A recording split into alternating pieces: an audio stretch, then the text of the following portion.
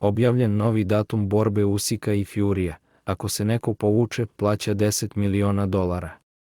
Sredina februara bila je rezervisana za veliki spektakl i borbu Tysona Furija i Aleksandra Usika, međutim zbog rasekotine iznad koju je zadobio Britanac susret je odložen.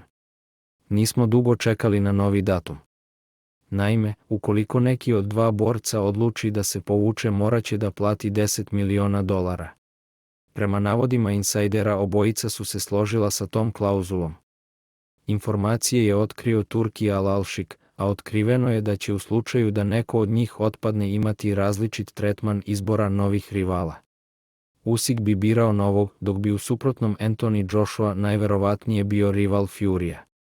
Doduše moraćemo još malo na samu borbu koja će biti održana 18. maja, ali je osiguranje od novog otkazivanja zaista i više nego rigorozno.